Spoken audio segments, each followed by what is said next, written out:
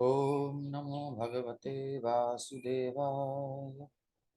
ओम नमो भगवते वासुदेवाय। ओम नमो भगवते वासुदेवाय। नारायणं नमस्कृत्य नरं चैव नरोत्तमं देवीं सरस्वतीं व्यासं ततो जयमुदीरये। नष्टप्रायेष्वभद्रेषु नित्यं भागवत सेवया भगवत्युत्तमश्लोके भक्तिर्भवति नैष्ठिकी। श्रीमद्भागवत महापुराण की जय। श्रील प्रभुपाद की जय। तो भागवत प्रथम स्कंद नवाध्याय श्लोक 10 तक हमने अध्ययन कर लिया है। कृष्णं च तत्प्रभावज्ञ आसीनं जगदीश्वरम् हृदिस्थं पूजयामास माययोपात्त विग्रहम्। माया अर्थात कृपा, दया। दया से जिन्होंने ये विग्रह हमारे सामने प्रकट किया है, ऐसे भगवान को उन्होंने पूजा की हृदय में। वास्तव में हृदय में भगवान रखने योग्य हैं। बाकी हम संसार को हृदय में रखते हैं, भगवान को बाहर रखते हैं। दुनिया तो दिल में रहती है बसी हुई हमारे, भगवान को रखते हैं मंदिर में या कहीं बाहर। ये गलत है। दुनिया को बाहर निकालना चाहिए, कृष्ण को अंदर करना चाहिए, दिल में बसाना चाहिए। पाण्डुपुत्रानुपासीनान् प्रश्रय प्रेम संगतान् अभ्याचष्टानुरागाश्रैरन्ध्रीभूतेन चक्षुषा। काशी महाराज पांडु के सारे पुत्र शांत बैठे थे और अपने मरणासन पितामह के प्रेम से अभिभूत थे। ये देखकर भीष्मदेव ने उन्हें भावपूर्ण बधाई दी। उनके नेत्रों में आनंद अश्रु थे, क्योंकि वे प्रेम तथा स्नेह से आप्लावित हो गए थे। यही है प्रेम और स्नेह, यही तो मनुष्य जीवन का लाभ है, अभिभूत हो जाना। लेकिन ये किस तरफ है ये देखना होगा। अन्य योनियों में हमारा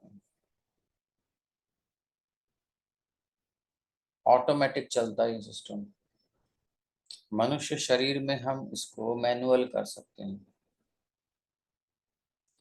मतलब चेंज कर सकते हैं थोड़ा। ऑटोमेट है, प्रकृति के लिए उसको अप्लाई किया हुआ है। जैसे एक चिड़िया अपने बच्चे को, अंडे को जन्म देती है तो बारिश में बचाएगी, पंख से ढक के उसे सेगी। हम्म, कोई मांसाहारी जीव आसपास आएगा तो तड़पती रहेगी, चिल्लाती रहेगी, परेशान रहेगी, नष्ट ना हो जाए। बच्चे पैदा हो जाएंगे तो उनको बारिश से बचाएगी और भोजन ला के खिलाएगी, ढकेगी, छुपाएगी, प्यार करेगी। ये सब भी स्नेह है, लेकिन ये ऑटोमेटेड है। ऑटोमेटेड स्वरूप से अब जो हम मनुष्य शरीर में आए तो अब हमारे पास स्वतंत्रता है कि हम इसको ऑटोमेट से लेकर के मैनुअल, जो हमारे पास ऑप्शन है, उसको चेंज करें और भगवान की तरफ लगा दें। माया ने, प्रकृति ने हमको अपने यूज में इन भावनाओं को लेकर के अपनी सृष्टि का विस्तार किया है। माँ अपने बच्चे को बचाती है तो ये क्या है? भौतिक आसक्ति है। यही स्नेह, यही प्रेम भौतिक स्तर पे है, इसलिए परमानेंट नहीं है, टेम्परेरी नहीं है। वो सब नष्ट हो जाएगा और उसको पेन होगा, बार बार छोड़ना पड़ेगा, बार बार फिर जगह नई जगह अप्लाई होगा। तो ये प्रेम और स्नेह तो कर रहे हैं हर योनि में जीव, लेकिन वो सक्सेसफुल नहीं हो रहा, उनको सेटिस्फेक्शन नहीं मिल रहा, फुल सेटिस्फेक्शन, पूर्ण तृप्ति नहीं मिल रही। जीवन पूर्ण नहीं हो रहा, अपूर्ण है, कमी है। और इससे हो क्या रहा है? संसार बढ़ रहा है, संसार में गति हो रही है, भौतिक जगत चल रहा है, क्रिएशन चल रही है, शरीरों में ये सब आरोपित हो रहा है, हाड़ मांस में, माया में। तो इसी को उठा करके जो है भगवान और उनके भक्तों में ही लगाना है। तो पांडुपुत्रानुपासीनान प्रश्रये प्रेम संगता अभ्याचष्टानुरागान शैरंधी भूतेन चक्षुषा। दिखना बंद हो गया, इतने आंसू आए, नेत्र जो है उनके ऐसे आप्लावित हो गए। तो भगवान और उनके भक्तों में देखो, राग जो है ना, अगर कृष्ण बीच में है, कृष्ण संबंधी राग है, तो वो हानिकारक नहीं होता। क्या नहीं होता? हानिकारक नहीं होता। और अगर भगवान नहीं है बीच में, तो राग जो है बड़ा हानिकारक होता है। इसलिए भगवान को मध्य में रख करके राग किया जाए, वही अच्छा है। तो भगवान जब बीच में होते हैं तो भक्तों से संबंध होता है। भक्तों से संबंध किस लिए होता है? भगवान के मध्य में होने के कारण,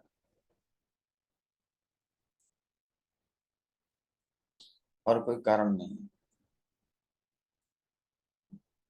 और भक्तों के साथ जब हम डील करते हैं, बहुत सावधान रहना चाहिए हमें, क्योंकि तब हम उस प्लेटफॉर्म पर हैं, थोड़ी सी गलती है तो फिर बड़ा गड़बड़ हो जाएगा। संसार में हम जो व्यवहार करते हैं, भक्तों के साथ व्यवहार में अंतर होना चाहिए। हमारी कॉन्सेप्ट बिल्कुल चेंज होनी चाहिए। प्रभुपाद जी कहते हैं कि हम, प्रभु कहते हैं ना, कोई भी कॉन्फ्लिक्ट, कोई बात होती है तो हम वो सब सुधारना, सिस्टम बदलना नहीं चाहिए, उसको सुधारना चाहिए। तो जो सोच हमारी संसार में व्यवहार करते समय होती है, वही सोच भक्तों के साथ रहेगी, तो फिर हम आगे नहीं बढ़ पाएंगे, अपराध होंगे। सबसे पहली सोच ये है कि हम सेवक हैं। हम कौन हैं? सेवक हैं। और भगवान और उनके जितने जन हैं संसार में, वो सब मेरे स्वामी हैं। मैं उनका दास हूँ, मैं उनकी दासी हूँ, सेविका हूँ। तो प्रभुपाद जी भी कहते थे, मैं तुम्हारा सेवक हूँ। कभी कभी मैं तुम्हारी सेवा कर रहा हूँ, क्योंकि गुरु महाराज ने तुम्हें भेजा है, तुम्हें भक्त बना करके मैं सेवा कर रहा हूँ गुरु महाराज की। आप मेरे प्रभु हो। ऐसा प्रभुपाद जी कई बार बोल देते थे सिखाने के लिए कि हाँ, ये भाव होना चाहिए।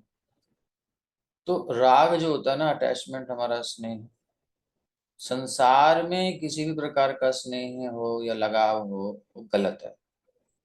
वही जब हम भगवत संबंध से, कृष्ण के संबंध से जो हमारा राग या कोई संबंध होता है, वो कल्याणकारी होता है, उसमें कोई दोष नहीं होता।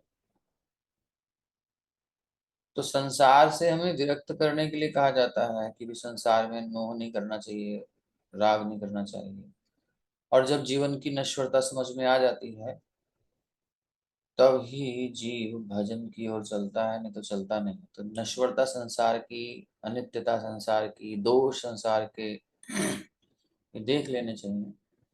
देखने के बाद जो है, फिर हमें इधर से विरक्त हो जाना चाहिए। लेकिन अब हम इसी चीज को भक्तों के साथ नहीं लगा सकते। भगवान और उनके भक्तों के प्रति हम सेवा भाव से जाएं। संसार में मालिक हूँ, मैं बड़ा हूँ, मेरी बात क्यों नहीं मानता, ऐसा होना चाहिए। ये डिक्टेटरशिप हमारी संसार में चलती है। वहां भी हम हिसाब से चलाते हैं, ज्यादा नहीं चला पाते, क्योंकि अगला व्यक्ति विरोध कर देता है। लिमिट होती है। तो स्पिरिचुअल वर्ल्ड में तो बिल्कुल कोई मतलब ही नहीं है, यहाँ तो सेवा ही करनी है। We are the servant. परम पूज्य कमाल कृष्ण गोस्वामी जी ने एक बुक लिखी है, सर्वेंट ऑफ द सर्वेंट। तो उसमें वो क्या लिख रहे हैं कि मैं भगवान के दासों का दास हूँ। ये सोच लेकर के हमें इस्कॉन में या भक्तों के समूह में रहना चाहिए। ये नहीं रहेगा तो हमारा अहम हमसे अपराध कराता रहेगा और हम सोचते रहेंगे कि हम आगे क्यों नहीं बढ़ पा रहे, क्यों नहीं उन्नति हो रही, क्यों नहीं समझ में आ रहा, क्योंकि हम अपराध कर रहे हैं। तो ये जिसको भी समझना है, पहली इस कंडीशन ये है कि इस चेतना को बदलना है कि हम स्वामी हैं, हम सेवक बनना है। हनुमान जी भी कहते हैं, सो अनन्य असि जाके मति नटरई हनुमंत, मैं सेवक सचराचर रूप स्वामी भगवंत। अनन्यता किसे कहते हैं? सो अनन्य, वही अनन्य है जिसके मस्तिष्क में कोई और नहीं है, केवल कृष्ण है। तो कैसे? जिसकी ऐसी मति कभी हटती नहीं है, कभी टलती नहीं है, दूर नहीं होती, नष्ट नहीं होती। कैसी? मैं सेवक, मैं सेवक हूँ, सेविका हूँ। और चर और अचर रूप में जो कुछ भी है संसार में, बहुत ऊंची बात हो गई, तो हम भक्तों की बात कर रहे थे। बट फिर वो जब डिवोशन में आता है तो उसकी दृष्टि भोग की खत्म हो जाती है, कंट्रोल की खत्म हो जाती है, सेवा भाव की आती है। सचराचर रूप, चर और अचर के रूप में मेरे स्वामी, मेरे भगवान ही तो विस्तृत हुए हैं। हम सृष्टि प्रक्रम में ही तो देख रहे हैं। तो एक्चुअली सब कुछ कृष्ण का है, उनसे कनेक्टेड है। चाहे चर हो, चाहे अचर हो, जड़ हो, चेतन हो, जीव हो, जड़ हो, सब उनकी शक्ति है। तो मेरे को तो भोगना नहीं है, मैं तो सेवक हूँ। इसलिए वाणी, विचार, क्रिया, चेष्टा सब संभाल करके करने पड़ते हैं। तो ये जो हमारा स्नेह है, प्रेम है, बिना भगवान के प्रेम के ज्ञान की कोई शोभा नहीं है। प्रेम है, प्रेम कुछ मतलब नहीं है, संसार में सफल नहीं होने वाला। तो ये थोड़ी सी बात है। यहाँ पर मनुष्य शरीर में यही लाभ है, ये आश्रु, ये भीष्म देव के आभूषण है।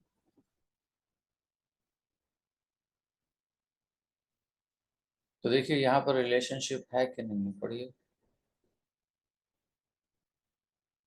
तात्पर्य, जब महाराज पांडु का निधन हुआ तो उनके सारे पुत्र छोटे बालक थे।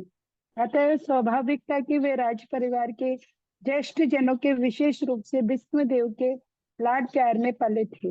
बाद में जब पांडव बड़े हो गए तो वे धूर्त दुर्योधन तथा उसकी टोली द्वारा ठगे गए। यद्यपि भीष्म देव जानते थे कि पांडव निर्दोष थे और उन्हें व्यर्थ ही कष्ट दिए जा रहे थे, फिर भी राजनीतिक कारणों से वे पांडवों का पक्ष नहीं ले पा रहे थे। अपने अंतिम समय में जब भीष्म देव ने महाराज युधिष्ठिर समेत अपने यशस्वी पौत्रों को अपने बगल में बैठे हुए देखा तो महायोद्धा पितामह अपने प्रेमाश्रुओं को रोक न सके। उनकी आंखों से अश्रु स्वतः झलझला रहे थे। उन्होंने अपने अत्यंत पवित्र पौत्रों द्वारा भोगे गए महान कष्टों का स्मरण किया। निश्चय ही वे सर्वाधिक संतुष्ट व्यक्ति थे, क्योंकि दुर्योधन के स्थान पर युधिष्ठिर सिंहासन पर बैठने जा रहे थे। इसलिए उन्होंने उन सबों को बधाई दी।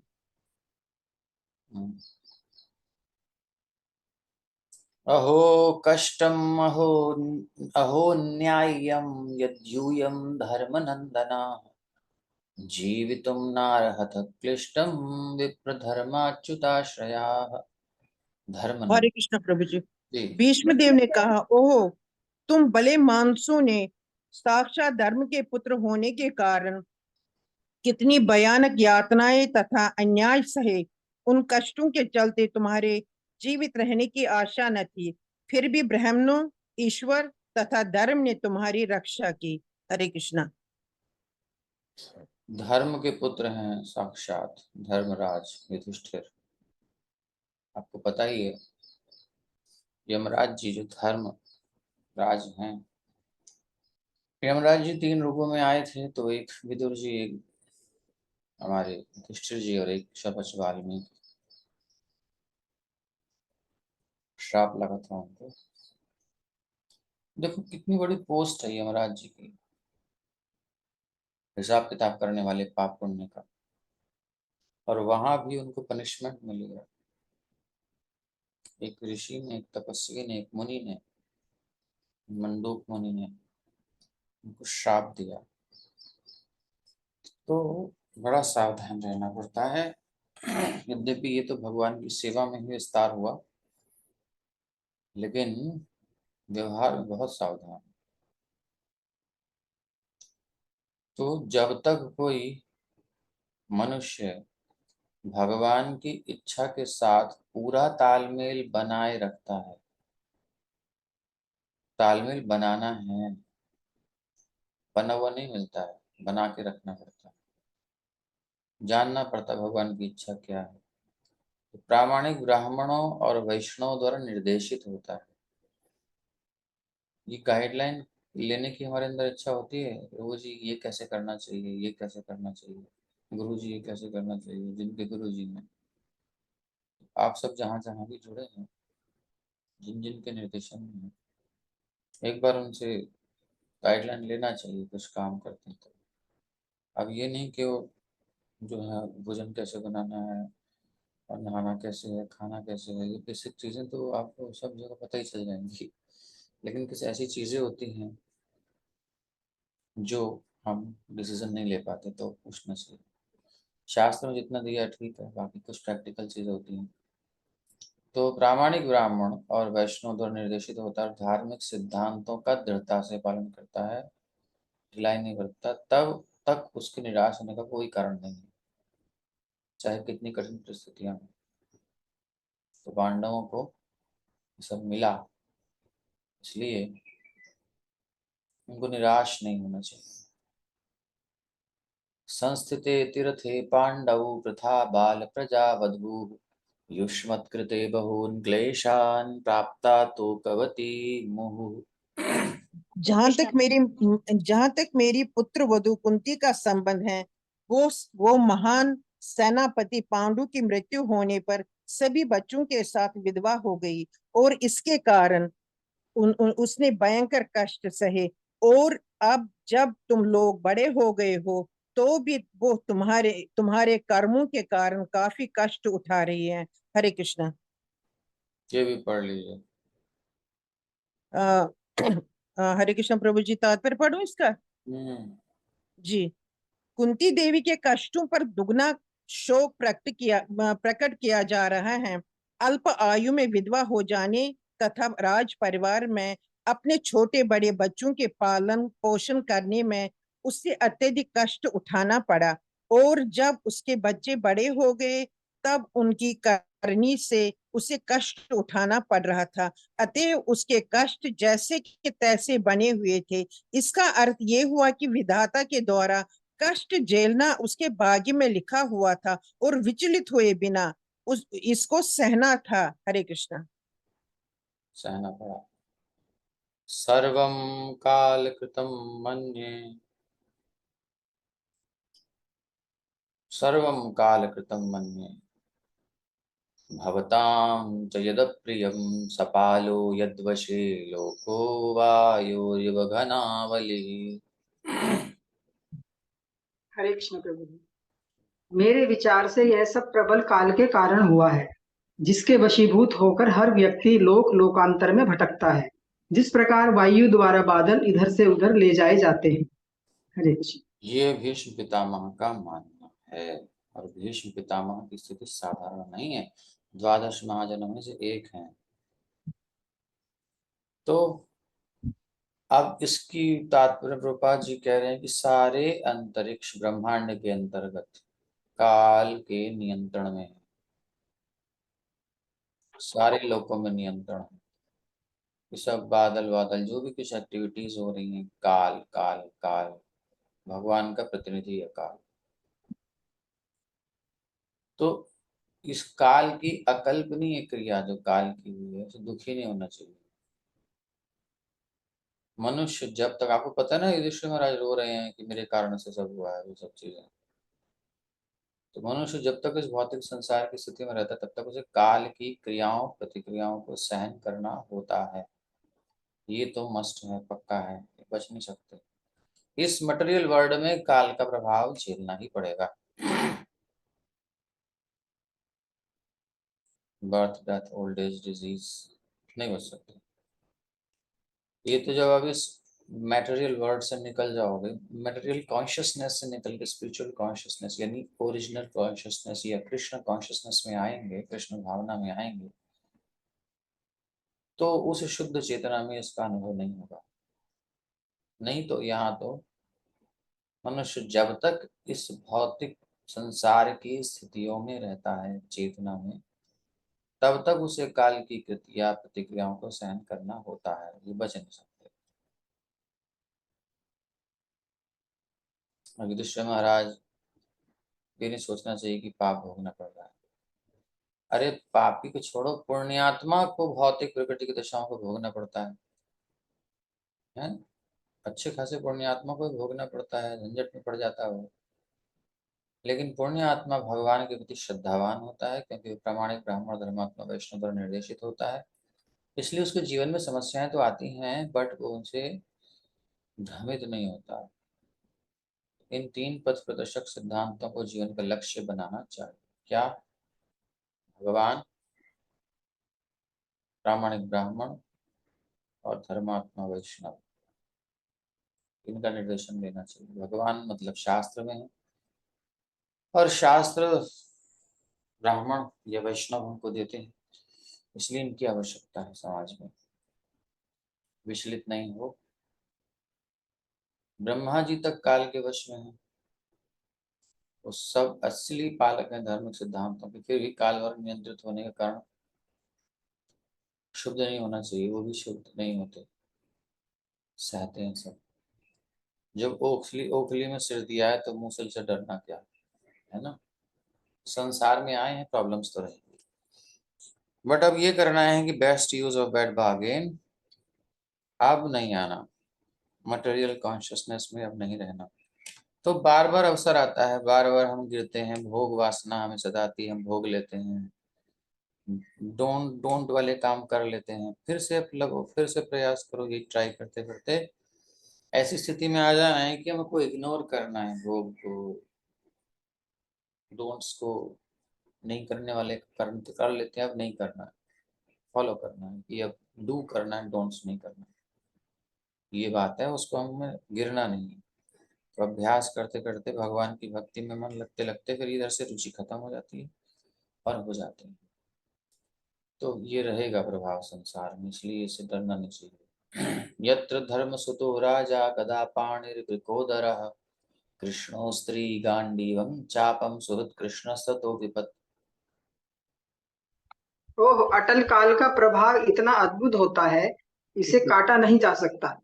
नहीं तो धर्मराज के पुत्र युधिष्ठिर, गदाधारी महान योद्धा भीम तथा गांडीव अस्त्र धारण करने वाले बलशाली महान महान धनुर्धर अर्जुन एवं सबसे बढ़कर पांडवों के प्रत्यक्ष हितैषी भगवान श्री कृष्ण के होते हुए विपत्तियां क्यों आती?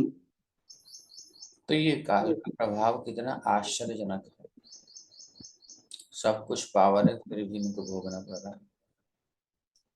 भौतिक साधन की कमी नहीं थी इनके पास, आध्यात्मिक साधन ऋषि मुनि दे ही रहे थे, है ना।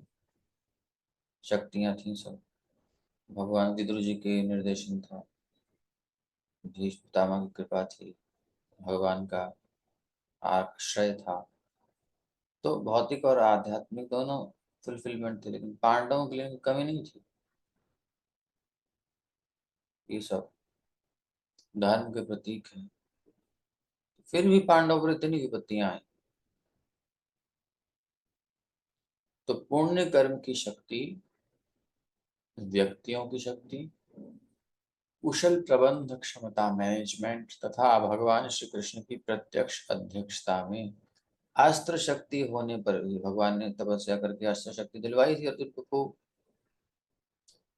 उतने पर भी पांडवों को अनेक विपत्तियां देखनी पड़ी, जिन्हें अपरिहार्य काल का प्रभाव ही कहा जा सकता है। काल कौन है भाई? भगवान से बड़ा है? नहीं, काल साक्षात भगवान से अभिन्न है, उन्हीं का प्रतिनिधि है। तो मतलब काल का प्रभाव भगवान की अकथ इच्छा का सूचक है। अब ये क्या है, ये आप बुद्धि नहीं लग सकती। क्या वो चाहते हैं, क्या कर रहे हैं, इसको आप नहीं पकड़ सकते। ये आपकी सीमा से परे है, अकथ है, उसे कहा नहीं जा सकता। क्यों नहीं कहा जा सकता? समझ में नहीं आएगा तो कहोगे क्या? तो इसलिए यहाँ पर आपकी दाल नहीं गलती है।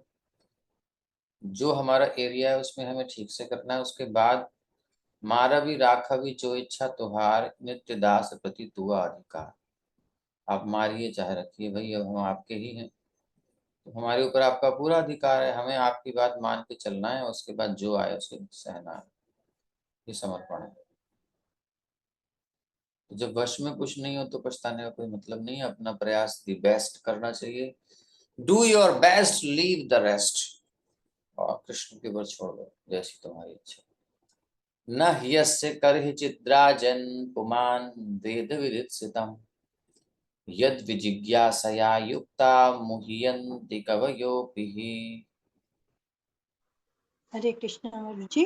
हे राजन, भगवान श्री कृष्ण की योजना को कोई नहीं जान सकता। यद्यपि बड़े बड़े चिंतक उनके विषय में जिज्ञासा करते हैं, लेकिन वे मोहित हो जाते हैं।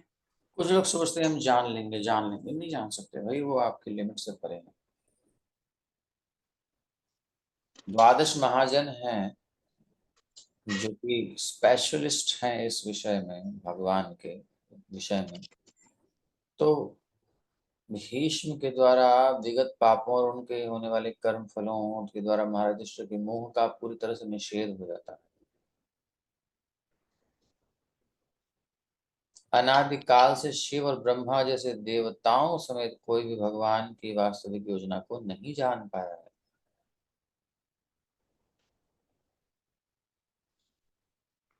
न शिव न ब्रह्मा। तो बोला हम उनके विषय में कैसे जान सकते हैं जब ब्रह्मा शिव की दाल नहीं गल रही। तो को है बपुरो आन, और कौन है फिर महानुभाव जो जान लेगा। इसलिए इसमें ज्यादा घुसने की जरूरत नहीं, ज्यादा जिज्ञासा करनी तो ये कैसे वो कैसे ऐसे, ये हमारे विषय नहीं है। जिज्ञासा का जिज्ञासा का विषय हमारी रेंज के अंदर वाला है बस। क्वेश्चन पेपर में क्या आएगा प्रभु जी, ये हमारी रेंज का विषय में नहीं है, वो उसके ऊपर है जो पेपर बनाने वाला है। आपको बताया जाएगा क्या पढ़ना है, उसी में से कहीं से आएगा। हो सकता है आउट ऑफ बॉक्स तुम्हारा कोई क्वेश्चन ऐसा ही पूछा जाए तुम्हारे सब्जेक्ट से, पूछ सकते हैं।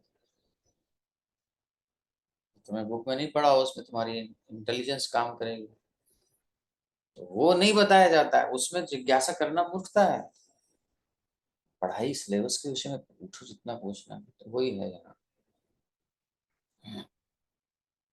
तो कोई निश्चित नहीं कर पाता क्या है सबसे अच्छी नीति की बिना तर्क के भगवान के आदेशों का सहज भाव से पालन किया जाए। क्वेश्चन पेपर में जो आए उसका आंसर दो चुपचाप बस। क्या क्वेश्चन पेपर आएगा कुछ नहीं पता, लेकिन आपने सिलेबस पढ़ना है अच्छे से, बस यही हम कर सकते हैं। तो पांडवों के कष्ट उनके पूर्व कर्मों के कारण तो नहीं थे, तो भगवान की योजना धर्म की स्थापना करने की थी, धर्म राज्य। तो भगवान ने कुछ लीला करी, कैसे वो स्थापित कराना चाहते हैं, कैसे कैसे मैनेजमेंट करते हैं, उनकी इच्छा है। वो उनकी इच्छा है, वो उनके ऊपर छोड़ दो, उनके मैनेजमेंट से सब कुछ हुआ। तो भीष्मदेव धर्म की विजय देखकर निश्चय संतुष्ट है और आनंदित है। भीष्म जैसे भी महान योद्धा भी कुरुक्षेत्र के युद्ध को नहीं जीत सके। अकेले पर्याप्त थे, वन मैन आर्मी थे भीष्म पितामह। परशुराम जी को युद्ध में संतुष्ट करने वाले, बराबरी की टक्कर देने वाले, मजाक नहीं है। अकेले सारा युद्ध जीत सकते थे, ऐसी पावर थी, मरने वाले थे नहीं। क्योंकि भगवान ये दिखाना चाहते थे कि पाप कभी पुण्य को नहीं जीत सकता, चाहे कोई कुछ भी करना चाहे। ये थीम थी भगवान की, इसलिए भीष्मदेव जैसे पावरफुल व्यक्ति को उस अपोजिट साइड में रखा। और भी सब, और पांडवों के पास इतनी सेना भी नहीं थी। द्रोणाचार्य जो गुरु जी हैं साक्षात सिखाने वाले, गुरु के पास कुछ ना कुछ तो गुरु रहता ही है, तो चेले को कुछ नहीं मिला होता। वो गुरु तो गुरु होता है। उसके बाद भी कृपाचार्य, द्रोण, भीष्म पितामह, बड़े बड़े नाम हैं, फिर भी नहीं जीते। भगवान की इच्छानुसार पांडवों के विरुद्ध युद्ध करना पड़ा भीष्म को। ये भगवान कुछ लीला कर रहे हैं। तो भीष्म पितामह बहुत आरोप लगाते हैं लोग। तो ऐसा उनका केस है कि अब आप समझ नहीं सकते, कॉम्प्लिकेटेड केस है। सब जानते हैं समझते हैं, फिर द्रौपदी के समय चुप बैठे हैं। सब जानते हैं समझते हैं, फिर पांडवों के पक्ष में नहीं कौरवों के पक्ष में युद्ध कर रहे हैं। तो ये सब भगवान की इच्छा से चल रहा है। द्रौपदी के साथ जो हुआ उसमें भी भगवान की इच्छा थी। इसमें कुछ संदेश भगवान देना चाहते हैं। अपने डिवोटीज के साथ ही तो कुछ करेंगे भाई। आपके साथ आपका अपना व्यक्ति ही तो अधिकार पूर्वक कुछ ऐसा कर सकता है। हम किसी अपने के साथ ही तो कर सकते हैं, कुछ करना होगा ऐसा कुछ। नहीं तो संसार में अननोन व्यक्ति के साथ करेंगे तो फिर बड़ा बुरा मामला हो जाएगा, तो कोर्ट केस हो जाएगा। थोड़ा बहुत प्रैंक हम अपने जनों के साथ कर लेते हैं, दूसरे पे प्रैंक भारी पड़ जाता है कई बार। नहीं, मजाक किसके साथ चलती है? अपने साथ। थोड़ा सा डांट टपट, थोड़ी सी नाराजगी, थोड़ा कुछ अपनों के साथ, दूसरों से क्या मतलब, बुरा मान जाएगा। तो भगवान अपनी द्रौपदी, कृष्णा नाम दिया उसको, उनके साथ, और भीष्म पितामह भगवान के द्वादश महाजनों में एक, उनके धर्म विशुद्धम निहितम गुहायाम। जो ऐसे महाजन है उस धर्म को जानने वाले हैं, वो चुपचाप रह रहे हैं। तो भगवान का वस्त्रावतार होगा, उनको पता था, इसलिए वो चुप बैठे थे, क्योंकि वो इंटरनल में लीला में पार्टिसिपेट कर रहे हैं। अब जैसे कि आदमी होते हैं, सीआईडी वगैरह होती है, कुछ अलग आदमी होते हैं, नॉर्मल ड्रेस में होते हैं, पहचान नहीं सकते आप, लेकिन वो होते हैं सरकारी आदमी, और देखने में आम आदमी लगेगा। ऐसे ही समझ लो, ये भगवान की लीला में कौन कहाँ क्या इनके पार्टिसिपेट कर रहे हैं, इनके भक्त, क्या रोल उनको मिला है वही करना है। और बाहर के दृष्टि को भीष्म पितामह ने गलत किया, ऐसा क्यों वैसा क्यों, सबके पीछे कारण है, कुछ भगवान दिखाना चाह रहे हैं कि गलत पक्ष की ओर से लड़ने पर भीष्म से योद्धा भी जीत नहीं सकता, और शरण लेने पर द्रौपदी जैसी असहाय स्त्री की भी मैं रक्षा कर सकता हूँ, लेकिन शरणागति अनन्य होनी चाहिए। आज भी भगवान रक्षा करते हैं ऐसे केस। एक समूह, एक ग्रुप, एक हवा चल रही होती है, उसमें बोलना ठीक नहीं होता है, लेकिन फैक्ट तो ये है कि हम लोगों की शरणागति नहीं है। हिम्मत कैसे कोई छू ले, भगवान पर विश्वास नहीं। तो भगवान निज डिवोटीज के साथ ये लीलाएं करते हैं, उनको असहाय परिस्थिति में डाल करके निकालते हैं, ताकि एक मैसेज जाए कि कोई निर्भर होता है मुझ पर, तो वो कैसी भी कठिन परिस्थिति में भी मैं उसे बचा लेता हूँ। वो जाने लायक नहीं, लेकिन उनको डाला जाता है ऐसी परिस्थिति में। महाप्रभु जब अवतरित होते हैं, उनसे पहले उनके उनके अपने डिवोटीज, अपने शुद्ध भक्त, और उनको निम्न जो है योनि में डाला जाता है। योनि कहते हैं क्या, ऐसे परिवार जो पतित हैं, जिनको अच्छा नहीं माना जाता, ऐसे कुलों में डाला जाता है। हरिदास ठाकुर मुसलमान परिवार में जन्म लिए, सब काम उल्टे सुलटे, सब उल्टे ही करते हैं, तवा भी उल्टा, सब कुछ उल्टा, तो कर ही रहे हैं, आपको पता ही है। वहां डाल करके और वहां उनको भजन करके निकाला, डंडे पड़वाए, कोड़े पड़वाए, और फिर जिंदा किया, और फिर ये हरिनाम की महिमा दिखाई है वहां पर। ऐसे ही नरोत्तम दास ठाकुर आदि सब हमारे जो भक्त हैं, ये ब्राह्मण परिवारों में जन्म नहीं लिए महाप्रभु के भक्त, मोस्टली ऐसे ऐसे कुलों में जन्म लिए हैं, वैश्य हैं, है ना, और अलग अलग। तो महाप्रभु की ये दिखाना चाहते हैं कि हर कुल का उद्धार हो सकता है, शरण में तो आए, भजन तो करें। तो इसलिए भगवान की लीला अपने भक्तों के साथ होती है, उस मैसेज को देख करके हमें बस जहां है वहां से भगवान को पकड़ लेना है, शरणागति ले लेना है, आश्रय लेना है। तो आज भी रक्षा होती है। कौन तो एक है, नाम नहीं याद आ रहा, तो उसकी अभी कुछ समय पहले पता नहीं शरीर पूरा हुआ है कि अभी उसकी कई बहुत उसकी चर्चाएं चली। वो भगवान उसकी रक्षा करते थे, इंडिकेशन दे देते थे।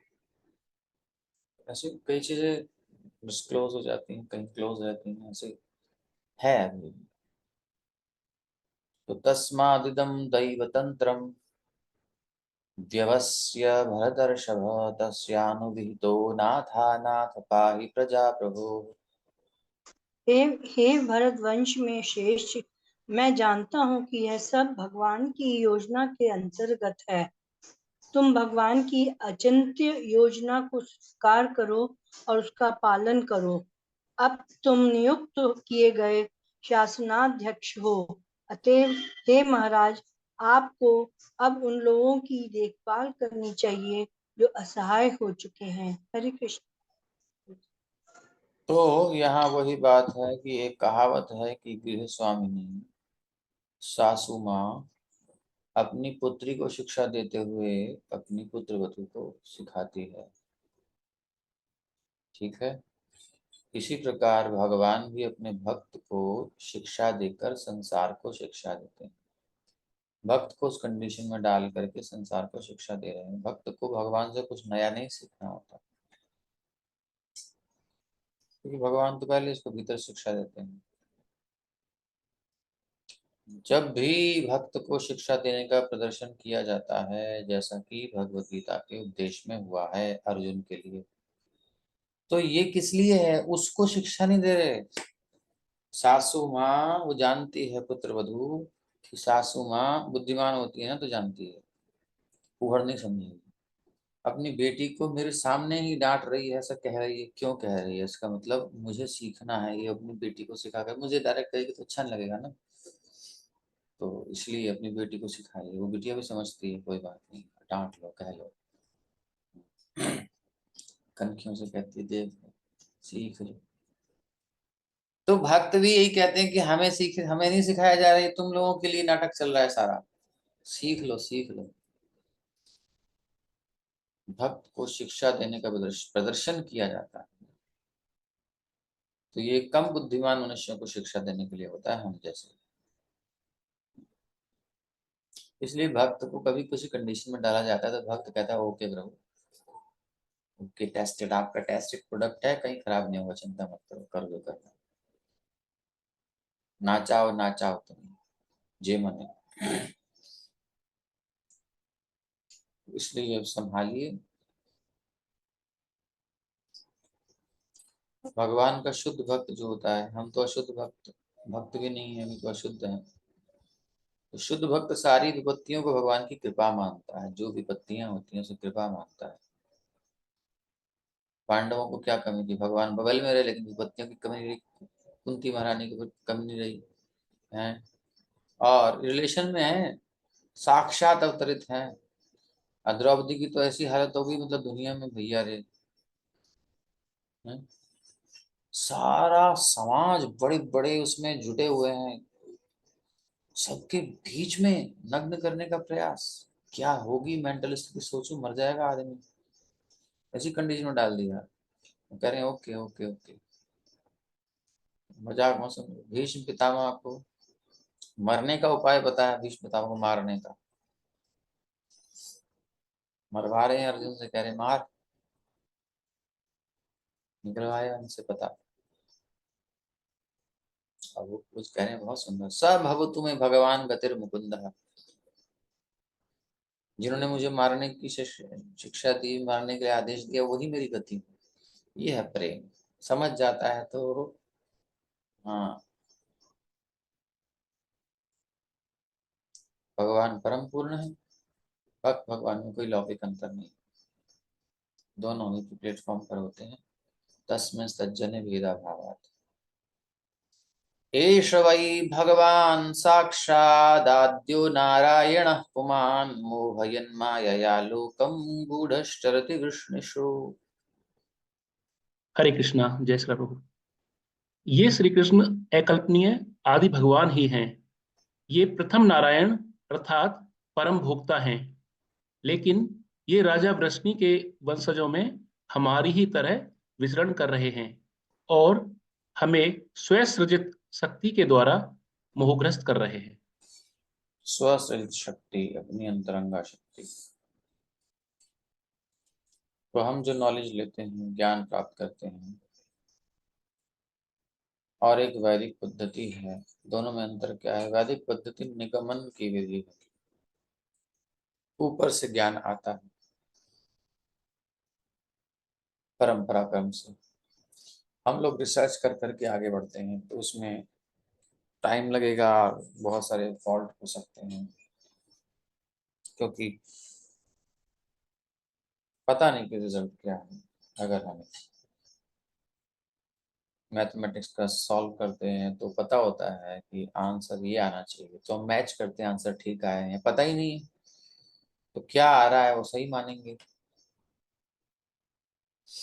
फॉर्मूले मैथमेटिक्स में छोटा मोटा फॉर्मूला होता है, लेकिन जब जीवन का सिद्धांत की बात आती है, यूनिवर्स के सिद्धांत की बात आती है, तो बहुत सारे फॉर्मूले हो जाते हैं। फिर आदमी घूमता है, कभी कहता है ये इलेक्ट्रॉन्स हैं, कभी कहता है वेव्स हैं, अलग अलग चीजें आती हैं, और बिहेव चेंज होता है। मतलब उसको इस रूप में कर रहे हैं तो वो वेव्स लगती हैं, ऐसे तो इलेक्ट्रॉन्स दिखते हैं, लेकिन वो एक ही चीज किस रूप में वो मतलब एकदम से चेंज हो रही है, ये क्या है? दिमाग काम नहीं करता। तो ये इसलिए ऊपर से ज्ञान जो एज इट इज आता है उसको एक्सेप्ट करने में भलाई है। ये मत आंध नहीं है। कुछ लोग सोचते हैं कि शास्त्रों की बात ऐसी मान लो, इसका क्या मतलब है? ये अंधपना है, मत अंधता है। ये ऐसा नहीं है। पिता के बारे में माँ ही बता सकती है, माँ को पता है कि ये कहाँ से आया है, इसकी कृपा है। ऐसे गुह्य ज्ञान के अधिकारिणी बस वही होती है। बीच ये ज्ञान तो सबके पास थोड़ी होता है, माँ के पास होता है। और उसको तुम नहीं मानो तो मत मानो, तुम जानो, बनाओ दसों को बाप अपने। तो प्रामाणिक सत्ता का होना रूढ़ि मूलक नहीं होता। ये बेकार की बात नहीं है कि ये रूढ़िता है, रूढ़िवादिता है, ऐसा नहीं है। नया जमाना है, बेकार की बातें हैं। नए जमाने में क्या बाप हमारा कौन बताएगा? मशीन बताएगी आकर के, टेस्टिंग बताएगी, सैंपल्स चेंज हो जाते हैं, क्या करोगे? किसी और को बाप बना लोगे? मिस्टेक्स होती है, नहीं होती हैं? हो सकती है। और एक्सपेरिमेंट करने में कितना टाइम लगेगा? किस किस को खोजोगे, किस किस का डीएनए चेक करोगे? नए नए केस आते हैं जो आपका दिमाग घुमा देंगे। ऐसा भी होता है? बोले हाँ, ऐसा भी होता है।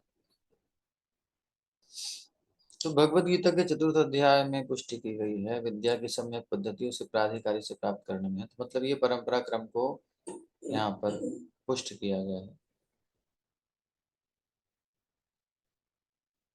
जो ये वैज्ञानिक कहते हैं उनको आंख मूंद करके स्वीकार कर लेते हैं, उनको तो अधिकारी मानते हैं, लेकिन जो वैदिक शास्त्र बोलते हैं तो उनको नहीं मानते। तो उसमें ये अंधता, इसको कहते हैं अंधता, मतांधता।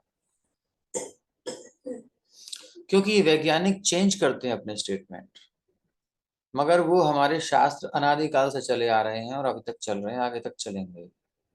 उनमें स्टेटमेंट्स चेंज नहीं होते। कोई मिक्स करे तो उसको क्लियर करने के लिए आचार्यगण पुष्ट करने के लिए आते हैं। भगवान स्वयं फिर कहते हैं ये लुप्त हो गया था ज्ञान, मैं दोबारा से तुम्हें दे रहा हूँ। वो दोबारा से देने आते हैं, उसको अपडेट करने नहीं आते। ये बोली ये कमी रह गई थी। यहाँ तो वैज्ञानिक पिछले ने कुछ कहा, अगला कुछ करा, तीसरा कुछ करा, अगला आगे अपडेट होता रहता है इनका। क्या है ये? ज्ञान है ये? मूर्ख बना रहे हैं। पहले कहते हैं ये कर लो, फिर बाद में कहते हैं इसमें ये फॉल्ट है, फिर कहते हैं अच्छा ये उपाय करो, उस पता चलता है उपाय से और समस्या बढ़ गई। आप देख रहे हो कितना मेडिकल दृष्टि से और साइंटिफिक दृष्टि से भी एक रेवोल्यूशन चल रहा है कि यार इसमें बहुत अनसिक्योरिटी है, कुछ पता नहीं क्या करें, कितने फ्रॉड होते हैं। आदमी पुरातन जीवन शैली को अच्छा मानने लगा है। और विदेशों में जो आप सब रहते हैं वो पता ही है उनको, नॉर्मल लाइफ, एक नेचुरल लाइफ को अच्छा पसंद करते हैं। लेकिन जो गुमराह है आधुनिकता से, वो वैज्ञानिक पर विश्वास करता है, लेकिन वेद को अस्वीकार करता है। माइथोलॉजी कह दिया ना उसको। कहने वाले खुद वेद से ही ज्ञान ले रहे हैं, वो डिपेंड है उस पर, एक्सपेरिमेंट वहीं से लेकर के हिंट कर दें, लेकिन तुम्हें नहीं करने देंगे। यही समस्या है। जर्मन वाले बैठे हैं, जर्मन में लाइब्रेरी है, सबकी एंट्री नहीं है, सारे मोस्टली उधर चले गए हैं ग्रंथ, हमारी मूल प्रतियां। इसी का परिणाम है कि लोगों का पतन हुआ है। तो यहाँ भगवान प्रामाणिक हैं, ये सृष्टि उनकी है, वो जानते हैं, इसलिए उनकी बात मानना चाहिए। इसी को इस तात्पर्य में स्पष्ट किया गया है। तो भगवान श्री कृष्ण के विषय में मोह का कारण उनकी अंतरंगा और बहिरंगा नाम की दो शक्तियों का तटस्था नामक तीसरी शक्ति पर प्रभाव है। कंफ्यूजन होता क्यों है हमें?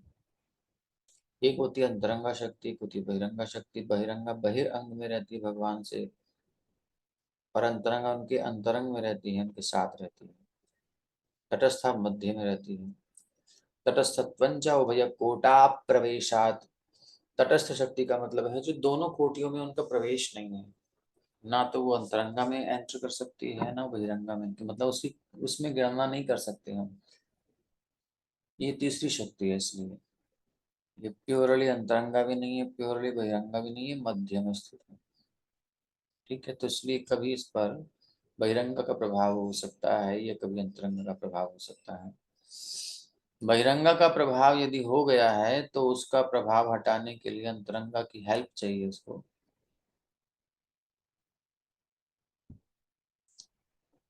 वितट पर स्थित है तो मोहित इसलिए होता है। तटस्था शक्ति के विस्तार का अंश है, भगवान की तटस्था शक्ति है, उससे ही जीव प्रकट होते हैं। अतः वे कभी अंतरंगा शक्ति द्वारा मोहग्रस्त होते हैं तो कभी बहिरंगा शक्ति द्वारा। और शरणागत जीव के ऊपर बहिरंगा शक्ति में आने पर जो कुछ भी इफेक्ट दिखाई देते हैं, उसे ज्ञान नहीं है, वो ऐसे काम कर रहा है, एक नॉर्मल लाइफ जी रहा है, तो वो भगवान की इच्छा से होता है। हम लोग जो हैं, हम लोग भगवान की इच्छा में, बहिरंगा शक्ति में नहीं है। हम लोग अपनी वासना के चक्कर में पड़े हुए हैं, हम लोग भ्रमित हैं, कंफ्यूज हैं, विमुख हैं। सम्मुख जीव जब संसार में आते हैं, भगवान के भक्त उनकी लीला में पार्टिसिपेट करने के लिए, तो वो भी बहिरंगा शक्ति में दिखाई देते हैं। बट क्योंकि कृष्ण के एंगल से अंतरंगा बहिरंगा दो नहीं है, एक ही है, इसलिए वो एक्ट करती है बहिरंगा जैसी हमारे सामने। वो हमारे एंगल से बहिरंगा में है, बट एक्चुअली वो अंतरंगा में है, क्योंकि वो भगवान से कनेक्टेड है शक्ति, और वो भगवान की शरण में है। तो शरणागत के ऊपर बहिरंगा काम नहीं कर सकती, तो काम नहीं कर सकती तो कैसे वो बहिरंगा शक्ति में आ गया जगत में भौतिक? हरिदास ठाकुर कैसे मुसलमान परिवार में आ गए? इसके पीछे की स्टोरी देते हैं, लेकिन वो स्टोरी इसलिए देते हैं ताकि मटेरियल लोग उस पर विश्वास करें, कंफ्यूज हो जाएं, और ये न माने कि भगवान के भक्त हैं सीधे, ताकि उनको बल मिले, उत्साह बने। बड़ा भगवान का लीला नहीं समझ सकते आप। बोले तुलसी बिना धोए भगवान की ऑफरिंग के लिए दे दी थी, इसलिए जो है इनका फॉल डाउन हुआ और फिर मुसलमान परिवार में आए। तो ये कहानी भी बनवा दी ये सब, और मूल भक्त भी आ रहे, तो कई चीजें चल रही हैं एक साथ, नहीं समझ सकते आप जब तक कोई पर्दा नहीं उठाए, जानकार व्यक्ति। ऐसा वेश बनाते हैं भगवान अपना और भक्तों का कि समझ नहीं सकते। महाप्रभु को भक्त लोग भक्त समझते हैं, लोग भगवान नहीं समझते अभी तक, ऐसे हैं। तो कौड़ियों ने बना दिया भगवान, तो भक्ति हैं अच्छे। कौन तो लिख रहे हैं गीता प्रेस में, उन्होंने चैतन्य चेतावली लिखी है, ब्रह्मचारी कौन है, प्रभुदत्त ब्रह्मचारी। कि गौड़ीय भक्तों ने महाप्रभु को भगवान सिद्ध करने में ही सारी ऊर्जा लगा दी है अपनी, उनके रस पक्ष को खो दिया है। इसलिए मैं इसमें भगवान सिद्ध नहीं करूंगा, मैं उनको एक साधारण भक्त के रूप में प्रस्तुत करूंगा। तो अब हम लोग प्रयास करते हैं कि भगवान है ये समझाने में, तो एक सहज लीला नहीं प्रकाशित हो रही है, उनका ये कहने का मतलब। तो जो महाप्रभु का जो स्वरूप है, ऐसा उनका भाव है। तो ये सब है। अतः वो कभी अंतरंगा शक्ति द्वारा मोहग्रस्त होते हैं, कभी बहिरंगा शक्ति द्वारा। अपने अंतरंगा शक्ति के मोह से भगवान श्री कृष्ण असंख्य नारायणों में अपना विस्तार करते हैं, दिव्य लोक में जीवों से दिव्य सेवा का आदान प्रदान करते हैं। और बहिरंग शक्ति के विस्तार से भौतिक जगत में मनुष्यों, पशुओं, देवताओं के मध्य ये सब में विस्मृत संबंध की पुनः स्थापना के लिए त्वरित होते हैं। इसी बीच में भौतिक जगत में भगवान अपने भक्तों को भी डाल देते हैं। एक नॉर्मल लाइफ जन्म होती है, और क्या होता है, भगवान भी मानो आध्यात्मिक जगत में श्राप मिल रहा है, राधा रानी को श्राप दे रहे हैं। राम जी को नारद जी श्राप दे रहे हैं, तुमको अपनी स्त्री का वियोग सहना पड़ेगा। राम जी कहते हैं ओके, मेरी लीला में हेल्पफुल हुआ तुम्हारा श्राप। तो ये शापा शापी जो आध्यात्मिक जगत में भी मिलती देखने को है, राधा रानी तुमको कृष्ण का वियोग सहना पड़ेगा, तुम्हारा जन्म होगा, ऐसा वैसा, ये सब लीला चल रही है। एक्चुअली कोई तो कॉज दिखाना पड़ेगा, क्यों आ रहे हैं? आते हैं कृपा करने के लिए। जीवे दोया कोरी स्वपार्षद स्वीया धामा सह अवतरी, लेकिन शो नहीं करना चाहते। वो कहते हैं यार ऐसा हो गया, वहां ऐसा झंझट हो गया। संसारी लोगों को कंफ्यूज कर रहे हैं।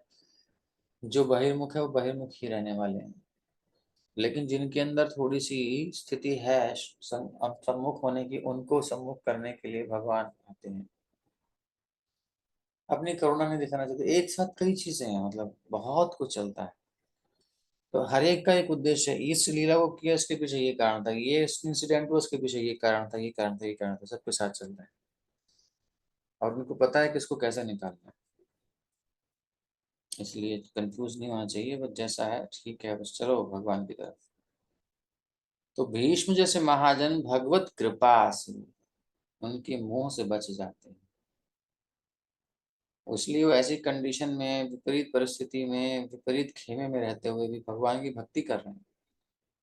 नहीं तो कैसे कह देंगे मरते समय, बाणों की शैया पर पड़े हुए, बोले तुमने मेरे बाण चुभवाए हैं, मतलब मैं तुम्हारा सेवक हूँ, हाथ दो भाई। 12 महाजनों में एक हमारा नाम है, और तुम हमको बाणों पे दबा रहे हो। तिल भर की जगह नहीं है रखने की, सारा रक्त निकल के गिर गया है, हम अपने संकल्प से जीवित हैं। कितनी पीड़ा हुई है आपको पता है? बोल सकते किसी अधिकारी को उसकी पोस्ट से हटाया जाए, बहुत बिलबिल आता है। भीष्म पितामह तो अपोजिट कंडीशन में रखा, बेचारे राजनीतिक कारणों से नहीं कर पा रहे सहायता, लेकिन हृदय उनका इधर ही है। फिर मरवा भी रहे उनको बेमतलब में है, धोखे से। ऐसे तो धनुष रखने वाला नहीं है, तो ऐसे मरवा दिया। बताओ, एक स्त्री को सामने करके, बहन नला है, बहन नला नहीं तो क्या नाम था उसका, शिखंडी। हाँ शिखंडी, बहन लता अर्जुन बने थे शिखंडी। तो हो ये क्या लीला चल रही है, कुछ नहीं समझ सकते। भीष्म पितामह ने कुछ नहीं कहा, कहते हैं तुम ही मेरी गति हो, सब अब तुम्हें भगवान गतिर्मुकुंदा। ये है, मुंह से बच गए ना। हम लोग थोड़ी थोड़ी चीजों पे होते हैं। अस्यानुभावं भगवान् वेदगुह्यतमं शिवः देवर्षिर्नारदः साक्षात् भगवान् कपिलो नृप। हे राजन, शिवजी, देवऋषि नारद तथा भगवान के अवतार कपिल, ये सभी प्रत्यक्ष संपर्क द्वारा भगवान की महिमा के विषय में अत्यंत गोपनीय जानकारी रखते हैं। अपने आप को छुपा लिया। द्वादश महाजनों में ये भी है, स्वयंभू नारद शंभु प्रहलाद जनको भीष्म बलिर्भयासु करके प्रहलादो कपिलो मनु। तो भगवान के सारे शुद्ध भक्त, तो भक्त ये भाव नहीं, बुधा है। बुधा मतलब ऐसे व्यक्ति जो दिव्य प्रेममय सेवा के द्वारा भगवान की महिमा को जानते हैं, जानकार हैं, है ना, नॉलेजेबल हैं, इनको रहस्य पता है। ठीक है, अभी क्लियर है। आई थिंक यही होना चाहिए। जिस प्रकार भगवान के पूर्ण रूप से असंख्य विस्तार होते हैं, ऐसे भगवान के असंख्य शुद्ध भक्त भी हैं जो विभिन्न रसों में सेवा का आदान प्रदान करने में लगे होते हैं। ये द्वादश महाजन है, उसमें नारद जी भी हैं, और स्वयं भीष्म पितामह भी हैं, लेकिन अपना नाम नहीं ले रहे। यद्यपि भीष्म देव में से एक है, लेकिन उन्होंने केवल 3 नामों के नामों को उल्लेख किया जो भगवान की महिमा से ज्यादा थे। तो आधुनिक युग में महान आचार्य श्री उष्णा चक्रवर्ती ठाकुर का कहना है कि अनुभव या भगवान की महिमा सर्वप्रथम आनंद विभोर भक्त द्वारा अनुभव की जाती है, जो है प्रस्वेद, कंपन, रुदन, ये जो शारीरिक विकार होते हैं प्रेम के, जब एक्सटेसी होती है तो उसमें ये सब लक्षण प्रकट होते हैं, लक्षण। और भगवान की महिमा के लगातार ज्ञान से इन अनुभवों में वृद्धि होती है, ये आनंद बढ़ता रहता है। तो ये सब आनंद,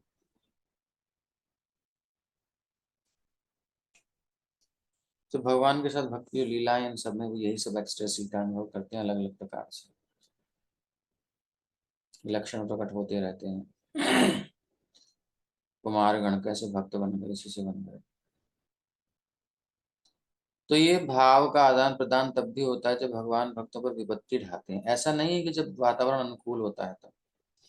संसार में क्या है कि देखो, पति पत्नी है, गर्लफ्रेंड बॉयफ्रेंड है, प्रेमी प्रेमिका है, जब उनकी अनुकूलता होती है एक दूसरे से तो बड़ा अच्छा लगता है उनको। और एक ने दूसरे को थोड़ा सा इधर उधर कुछ कर दिया थोड़ा सा, तो फिर तो देखो कोर्ट में पहुंच जाती हैं आजकल तो, या फिर हत्या कर देते हैं। और भगवान विपत्ति ढाते हैं भक्तों पर। वो तो भीष्म पितामह के साथ कितना बड़ा फ्रॉड हुआ, नहीं? वो तो मरवा दिया उनको। अच्छा, बाली के साथ भेजा राम जी ने सुग्रीव को, जा लड़ा, और पिट पिटा करके जब वापस आते, बस मुझे भेजा मारने के लिए भेजा था, बस जान बचा के आया हूँ, क्या कर रहे हो? विपत्ति तो है ही है, विपत्ति ढाते हैं। प्रहलाद महाराज को कितनी विपत्तियां आई हिरण्यकशिपु के कारण, पहले नहीं आ सकते थे। द्रौपदी को विपत्ति आई, कितने मतलब भक्तों की विपत्तियां ढाते हैं भगवान। भाई जब हीरोइन संकट में पड़ती है, बुरी हालत हो जाती है, तब हीरो आता है, तब बात बनती है उसको, तब हीरो ने बचाया लगता है। अब कोई समस्या ही नहीं तो बचाएगा कहाँ से, फिर बरस ही नहीं आएगा। ये डिवोटीज जानते हैं, ये फिल्म प्रोड्यूसर जानते हैं, ये विपत्तियां इसलिए आती हैं। तो भगवान कहते हैं मैं मेरे भक्त को संकट में डालता हूँ, और इस प्रकार मेरे तो दिव्य भाव के आदान प्रदान से भक्त अधिक शुद्ध होता है। मटेरियल कंडीशन में है तो विपत्ति से शुद्ध होगा, भगवान का भक्त होना चाहिए, तभी तो वो स्मरण करेगा। जितनी विपत्ति आएगी उतना तो याद करेगा। बच्चे को किसकी याद आती है जब संकट आता तो? माँ पापा, वही तो उसका प्रेम है, वही आसक्ति, इसलिए वो ज्यादा इंटेंस फीलिंग होती है। सो लगता है अब तो कोई नहीं, मैं मर जाऊंगा, बचाओ रे, तो कहाँ है पापा? घबरा करके चित्त में उसी को याद करता है जहाँ उसकी ममता होती है। तो भक्त को भगवान देखते हैं, इसका मुझसे भाव है और गाढ़ा करना है, तो भक्त को भौतिक विपत्ति में डालकर उसे माया में भौतिक संबंध से उद्धार करने की आवश्यकता होती है। ये भौतिक संबंध भौतिक भोग के आदान प्रदान पर आधारित है। ये भौतिक भोग भौतिक साधनों पर निर्भर करता है।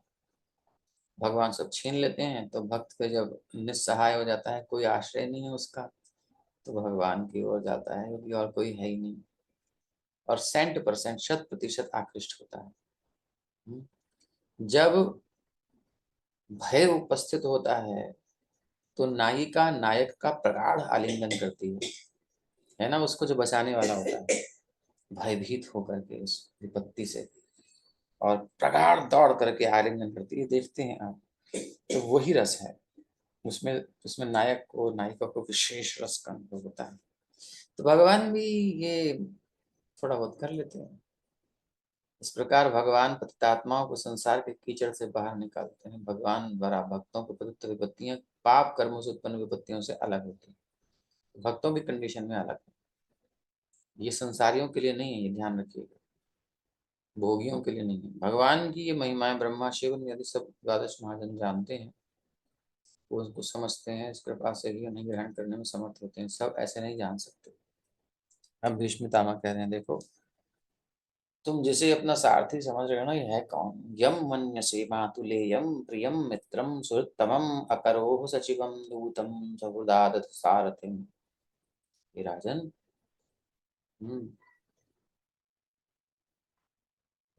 हे राजन, तुमने अज्ञानवश ही जिस व्यक्ति को अपना ममेरा भाई, अपना अत्यंत प्रिय मित्र, शुभैषी, मंत्री, दूत, उपकारी इत्यादि माना है, वे स्वयं भगवान श्री कृष्ण हैं।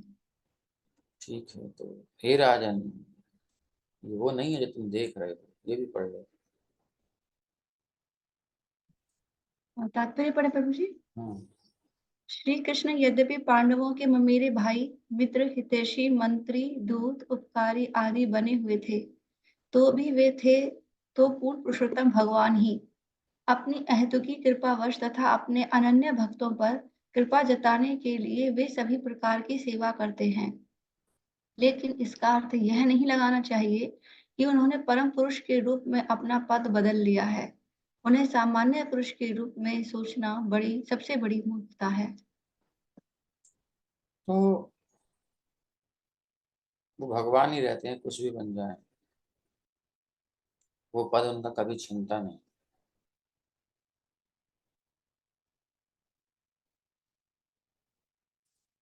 अहेतु की कृपा के वश में होकर के वो अनन्य भक्त, जिनका कोई और आश्रय नहीं, ऐसे भक्तों पर कृपा जताने के लिए, कृपा तो रहती है, कृपा के वश ही तो आते हैं, कृपा के वश में कृपा जताने के लिए वे सभी प्रकार की सेवा करते हैं।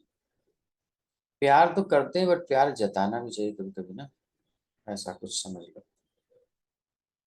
सर्वात्मनः समदृशो यद्वयस्यानहं कृते तत्कृतम् अतिवैषम्यं निरवध्यस्य न क्वचित्।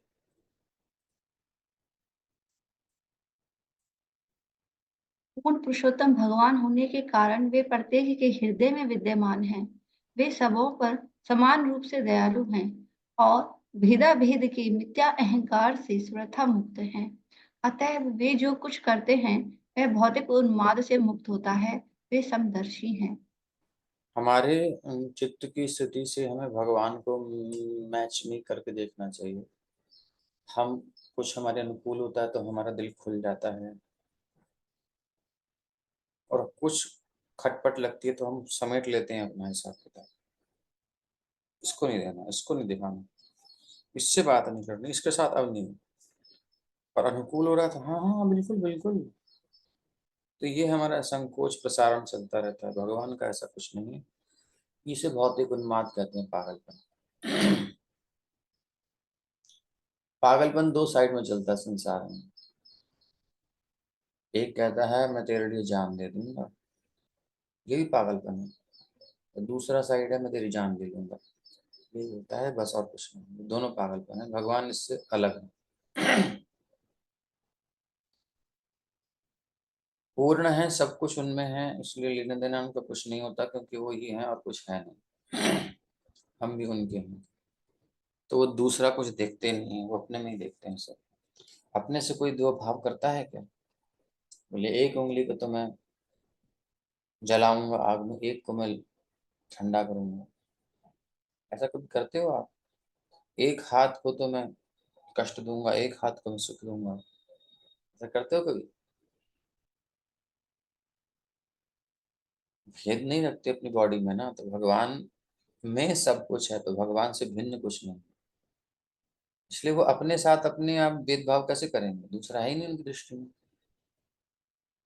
ममेव अंशो जीवलोके जीवभूत सनातन, मेरे ही अंश है। माँ अपने बच्चे से भेदभाव करती है, अपने एक बच्चे से भेदभाव करती है, बच्चों से नहीं कह रहा, क्योंकि वहां फिर भी हो सकता है, क्योंकि वहां अंतर आ जाएगा। लेकिन यहाँ एक ही है, भगवान के अंश सब में एक ही भाव रखते हैं। मम एव अंशो, मेरा ही अंश है। तो इसलिए ये एग्जाम्पल ठीक है, ये उंगली मेरा अंश है शरीर का, ये उंगली मेरा, ये उंगली सारी उंगलियां हाथ की, ये मेरे ही शरीर का तो अंश है। इसलिए इसको अगर दर्द होगी तो मैं इसको केयर करूंगा, इसको भी इसके बराबर लाने के लिए नहीं, तो ये खराब होगी तुम भी खराब हो जाओ, तुमको भी रोग लगे, तुम्हें भी टूटे फूटे, यहाँ मोच आ गई तुम्हें भी मोच कराता हूँ, तुझे ही मोच कराता हूँ, तुझे ही मोच कराता हूँ, तुझे ही मोच कराता हूँ, बराबर करने के लिए। नहीं नहीं, ऐसा नहीं करते। गलती से बटन दब गया, किसी ने, आजकल चल रहा है ना ऑनलाइन फ्रॉड, तो ये उंगली ने क्या किया, उसने कहा हमारे पास क्या आता है आपका बिजली का बिल, पहले तो गैस के उससे आया, गैस कनेक्शन, ये सरकार की तरफ से है, ये सुविधा रहेगी, जो आपके पास जो मैसेज आया उसका नंबर बता दीजिए। हम नहीं समझे, सुनते हैं सब कुछ, फिर भी हमने कहा भैया कहाँ से कौन बोल रहे हो, बोले कोई और बोल रहा था वहां का, मैंने कहा हमारा तो वहाँ ही नहीं कुछ, हम तो यहाँ से हैं। नहीं, सुविधा रहेगी आपको, कोई उसमें चार्जेस नहीं है, आप बस बता दीजिए उसको, जो आपकी एंट्री हो जाएगी। हमने स्वाभाविक ही नहीं बताया, भाई मतलब नहीं है हमें बताने का, जब है ही नहीं हमारा कनेक्शन, तुम क्यों नाम जो बता रहे हो वो नहीं है। अच्छा, एक बार फिर दूसरी बार फिर फोन आया, तभी भी हमने नहीं बताया, ऐसे ही नहीं बताया। फिर जो है महान भाव 2-3 बार कनेक्ट करके, और अब आते हैं बिजली के बिल पर। वो गैस पहले चलते भारत गैस चल रही थी, अब उनका बिजली आ गया, नंबर आ रहा है गैस के उससे ट्रू कॉलर पे, और आ रहा है बिजली का। अच्छा, मैसेज आता है कि जाओ रात को 10:30 बजे आपकी बिजली कट जाएगी, इसलिए जल्दी से अपडेट करें, आपका बिल अपडेट नहीं है। मैंने कहा ये कौन सा बिल है? हमारा तो कोई बिल नहीं है। तो फिर जो है एक बार अच्छे से फोन किया हमने कि हाँ आप कैसे अपडेट कैसे जमा करते हैं, ऑनलाइन करते हैं। अच्छा, तो ऑनलाइन करते हैं तो आपका तो अपडेट हो जाना चाहिए, बोले अपडेट नहीं, वो अपडेट कराना पड़ेगा, आपका हुआ नहीं। अच्छा, ठीक है, तो कैसे होगा, बोले हम भेज रहे हैं आपको उस एप्लीकेशन, एप्लीकेशन भेजिए।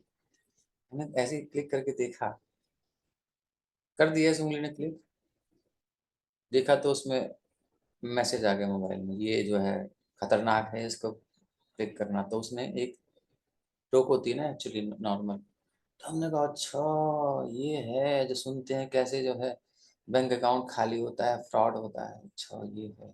हमने कहा ठीक है, हम जो है कर लेंगे, और हमने तुरंत डिलीट किया जो मैसेज उसको भेजा था, और उसने तुरंत वो डिलीट कर दिया। हमने कहा इसको भी बंद करके अब डाउनलोड करता हूँ, बताता हूँ, लेकिन सब तुरंत डिलीट कर दिया, वो भी समझ गया, हम भी समझ गए। अच्छा, फिर उसके बाद मैसेज कर रहे हैं, आप समझ गए हम नहीं करेंगे। तो क्या मैंने इस उंगली ने क्लिक कर दिया था, उसको दंड दिया? नहीं दिया था, मेरी उंगली है, किसी और की नहीं है, ये मुझे ही दंड मिलेगा। तो इसलिए भगवान भी जीव को दंड नहीं देते, एक्चुअली वो गिर जाता है तो भगवान को पेन होता है, प्रभुपाद जी कहते हैं जैसे हमारी उंगली में कुछ घाव होता है कुछ, तो हमें पेन होता है, ऐसे भगवान जो जीव पतित हो जाता है उस पर उनको पेन होता है, उनको दर्द होता है, इसलिए वो आते हैं उसको उठाने के लिए, उसके ट्रीटमेंट अलग अलग तरीके के। तो हम भगवान अपने में किसी जीव में ऐसा कुछ भेदभाव नहीं करते हैं, सब उनके हैं, सब मम प्रिय सब मम उपजाए, सब मेरे प्यारे हैं, सब मेरे से उत्पन्न हुए हैं, इसलिए ऐसा कुछ नहीं है। ये मत सोचो कि उसके साथ ऐसा इसके साथ ऐसा, कि तो हमारे अपने कर्मास हैं जो हमने किए हैं, वो हमारे साथ वैसे रिएक्शंस देते हैं। भगवान तो सबके लिए द्वार खुला है,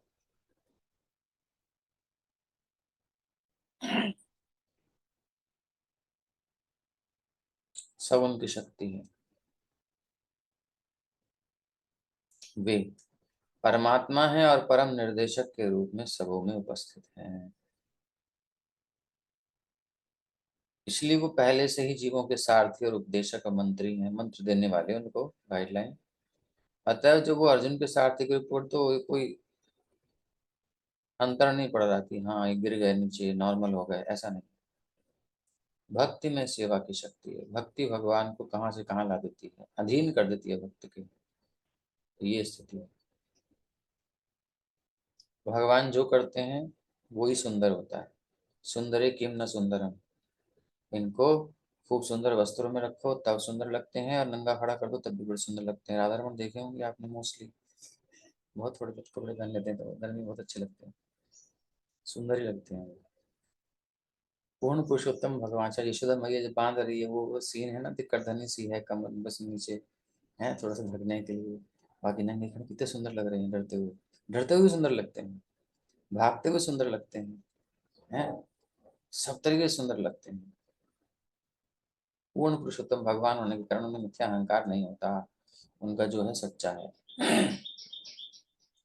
इसलिए वो अपने को किसी से भिन्न, किसी वस्तु से भिन्न नहीं मानते। हमारा अहंकार कैसा है, हम शरीर मुझसे अलग है, शरीर को मैं मानता हूँ, इसलिए अलग अलग सब में डिफरेंस हो जाता है, ये अलग वो अलग भेदभाव हो जाता है। लेकिन भगवान एक है और उन्हीं के अंदर सब कुछ है, इसलिए किसी वस्तु से भिन्न नहीं मानते अपने को।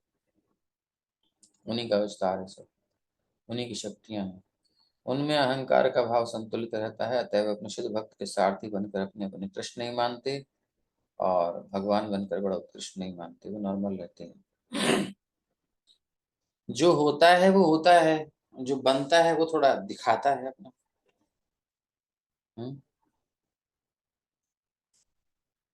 तथाप्येकांत भक्तेषु पश्य भूपानुकंपितं यन्मे संस्त्यजतः साक्षात् कृष्णो दर्शनमागतः। सब पर समान रूप से दयालु होते हुए भी वे अब कृपा पूर्वक मेरे समक्ष आए हैं जब मैं अपने जीवन का अंत कर रहा हूँ, क्योंकि मैं उनका अनन्य सेवक हूँ। अब भगवान के सेवक होना एक बहुत बड़ी उपलब्धि है, बहुत बड़े पद है। गर्व से भीष्म पितामह कह रहे मैं उनका सेवक हूँ। रह रहे अपोजिट पार्टी में, कह रहे मैं सेवक हूँ, उनकी इच्छा से तो रह रहा हूँ।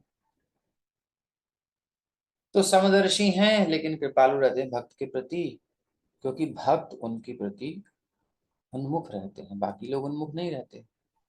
बच्चे तो दो हैं मेरे पास, एक बच्चा दौड़ करके आता है मेरी गोद में तो मैं उसे अपनी गोद में बिठा लूंगा, दूसरा नहीं आ रहा तो नहीं बिठाऊंगा, उसका मन नहीं है। दूसरा भी आएगा दूसरे को बिठा लूंगा, है ना, ऐसे तो होता है। ये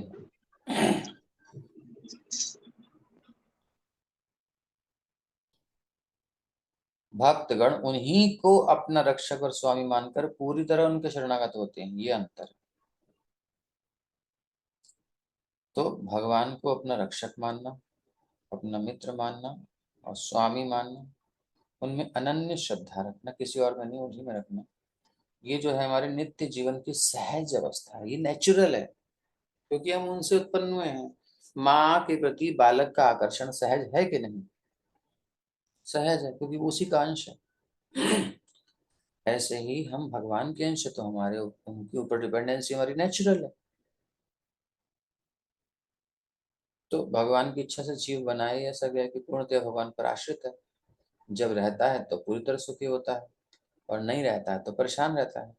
माँ की गोद नहीं मिलेगी तो बच्चे को संतोष कहाँ मिलेगा, पापा की गोद में भी वो मजा नहीं आता, मैया की गोद में आता है, मैया दूध भी पिलाती है, लाड़ भी करती है, सभी कुछ करती है। माँ के पास जो सुख बच्चे को मिलता है पिता के पास थोड़ी मिल पाता। कन्हैया को बांध दिया मैया ने, यशोदा मैया ने, और बांध करके जो है रखा। बाबा ने आकर के खोला, जब पेड़ गिर गया सब आवाज आई बाहर में, मैया खोल करके और ले गए। बाबा बोले अब मैया गंदी है, मैया से मैया के पास नहीं जाऊंगा, मैं बाबा के पास रहूंगा, मैं बाबा का हूँ। बाबा कहते हैं चल बेटा। और सब कुछ होने के बाद जब रात्रि का समय आया और बाबा ने कन्हैया को दूध पिलाना चाहा, बोले ना मैया के पास जाना है। बोले क्यों, दूध पीना है। बोले दूध है तो सही, नहीं मैया का पीना है। तो हम मैया के पास जाते हैं। अब मैया तेरी गंदी नहीं है, बोले गंदी नहीं है। तो अब चले जाते हैं माँ के पास। तो पूर्णतया आश्रित, जैसे बच्चा माँ पर रहता है छोटी अवस्था में, ऐसे ही हम भगवान पर हमेशा के लिए आश्रित हैं। वो हमारी नेचुरल पोजीशन है। किसी और माँ की गोद में जाएंगे तो कुछ अच्छा लग सकता है, लेकिन सुख नहीं मिलेगा जो माँ की गोद का है। आप सबके बच्चे हुए होंगे, तो बच्चे या आप भी सब बच्चे रहे हैं तो कुछ याद हो, तो बच्चों को देखते रहते हो तो ये बात समझ में आ रही होगी। ये सर्वाधिक सुख है। विपरीत मनोवृत्ति होना मतलब पतन है, तो हमारे को कहीं सेटिस्फेक्शन है तो मतलब पतन हो चुका है हमारा। जब हम अलग हुए तो फंसे। मिथ्या अहंकार, भगवान से अलग मानना कुछ ये गलत है, ये मुसीबत है, भगवान से आकृष्ट हूं। तो भीष्म जी की मृत्यु शैया के निकट भगवान कृष्ण इसीलिए प्रकट हुए क्योंकि भीष्म उनके अनन्य भक्त थे। वो अर्जुन का कृष्ण से कुछ शारीरिक संबंध था क्योंकि उसके ममेरे भाई लगते थे, किंतु भीष्म से ऐसा कोई संबंध डायरेक्ट नहीं था लीला में, लेकिन आकर्षण का कारण आत्मा से घनिष्ठ संबंध था, ये असली संबंध है। फिर भी क्योंकि शारीरिक संबंध अधिक सुखद और स्वाभाविक होता है, इसलिए भगवान को जब महाराज नंद और यशोदा का पुत्र कहा जाता है तो या राधा रानी का प्रेमी कहा जाता है, तो अधिक प्रसन्न होते हैं। तो भगवान को प्रसन्न करना है तो यशोदा नंदन ब्रज जन रंजन यमुना तीरावनचारी राधा कांत राधा रमण राधा विनोद राधा मदन मोहन राधा माधव राधा श्याम सुंदर राधा गोविंद। भक्त के कनेक्शन से नाम बड़ा प्यारा लगता है। भगवान के साथ इस प्रकार का शारीरिक संबंध होना भी भगवान की प्रेम में सेवा के आदान प्रदान का एक और लक्षण है। और भीष्म देव इस दिव्य भाव की मधुरता को जानने वाले हैं, अवगत हैं, इसीलिए वो कृष्ण को रिझाते हैं। कहते हैं विजय सखे रतिर्ममास्तु, पार्थ सखे रतिर्ममास्तु, कहेंगे आगे, सुनना आप।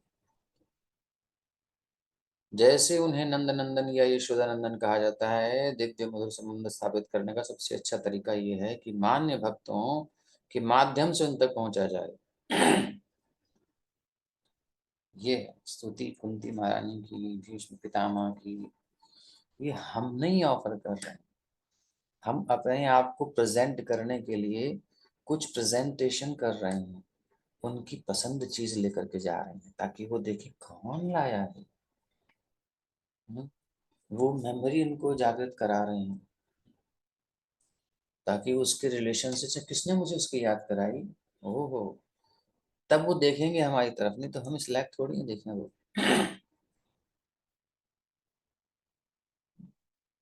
जूता जिसमें आता है उस केस को कौन देखता है, जूता देखता है, जूता बढ़िया हो। अंगूठी जब आती है या कोई हीरा कुछ ऐसा आता है तो फोकस तो उसी पे होता है ना, केस पर थोड़ी होता है। अगर आपको केस पर फोकस होता है तो फिर वो अंगूठी में वो मतलब हीरा मतलब कुछ मतलब खाली केस ले जाओ, खाली डिब्बा लगा जूते का, देखेगा वो क्या है ये। लेकिन अगर अंगूठी दी है आपने वेलवेट में रख करके बढ़िया से, हीरा दिया है तो हीरे से आकृष्ट होगा, लेकिन वेलवेट भी कहेगा बढ़िया है, उसमें रख करके रखेगा वेलवेट के साथ। तो अगर हम ये स्तुति भक्तों के रिलेशन भगवान को याद कराएंगे, भगवान को कनेक्ट करके पुकारेंगे, तो हम वेलवेट हैं, हम जूते के डब्बे जैसे हैं, है ना, हम पॉलीथीन जैसे हैं वेस्टेज में जाने वाले। लेकिन जब इसमें प्रोडक्ट बढ़िया होता है तो वो अंदर एंटर कर जाता है बढ़िया से। और फिर कहीं कोई प्रेमी देने वाला हो, प्रेमी की चीज हो, तो फिर तो वो रैपर भी संभाल के रखते हैं लोग, बताए ना आप लोगों को, संभाल के रखते हैं। हाँ, तो बाद में रोते हैं याद कर करके जब ब्रेकअप होता है, तो ये बात नहीं होती है, तो ये उसने तब दिया था, ये उसने तब दिया था।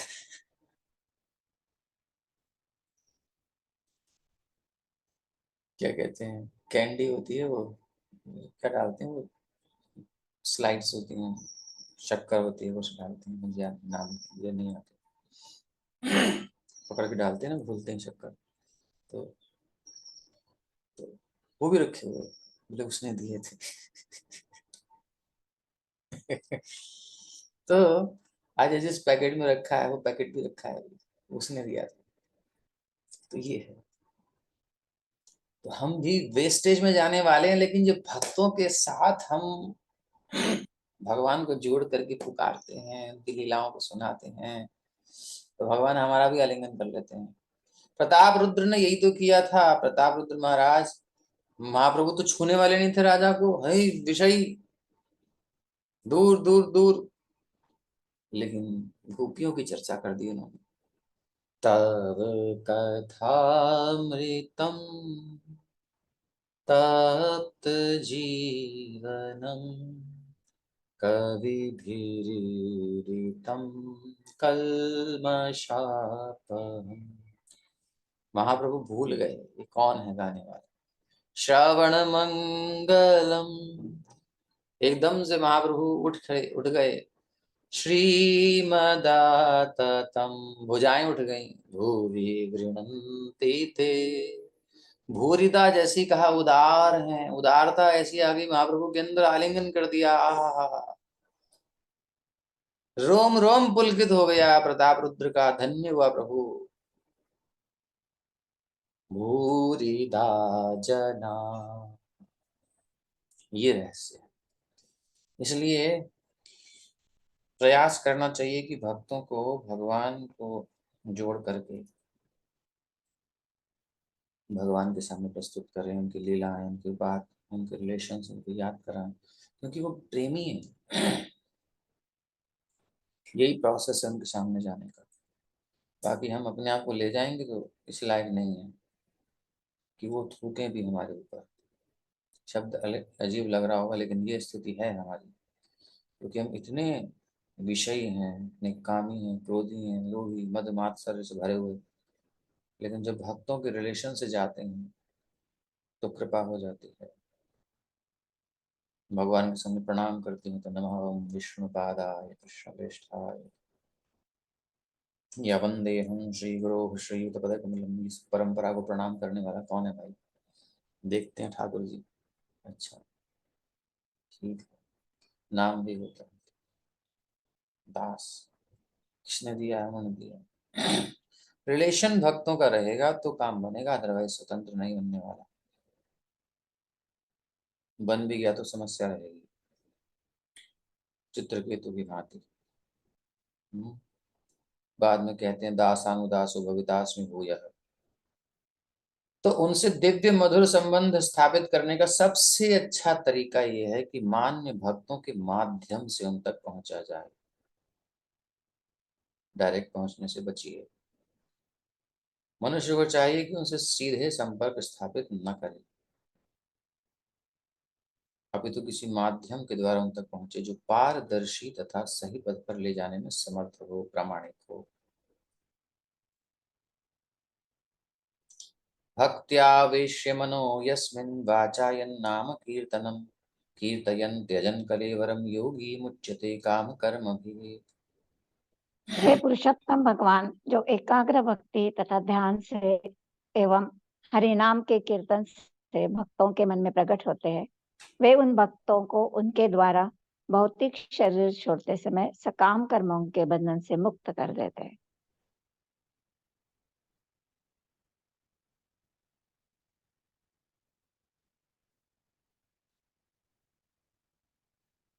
तो योग का मतलब है सब तरफ से मन हटाकर केंद्रित करना। योगश्चित्त वृत्ति निरोध, चित्त की वृत्तियां, हरे कृष्ण कृष्ण कृष्ण हरे हरे। एक बात कुछ आई मन में, कुछ सेकंड को, फिर वहां से कहीं पहुंच गई, फिर इधर गई, फिर कुछ और बात आई है। ये वृत्तियां हैं, सबसे हटाकर केंद्रित करना है, यही समाधि है। कितने टाइम तक केंद्रित कर पाते हो, उसी से धारणा, ध्यान और फिर समाधि होता है। तो जब आप 100% सेवा में लग जाते हो, कहीं जाता ही नहीं मन, सेटिस्फाइड हो गया है, तो यही है समाधि।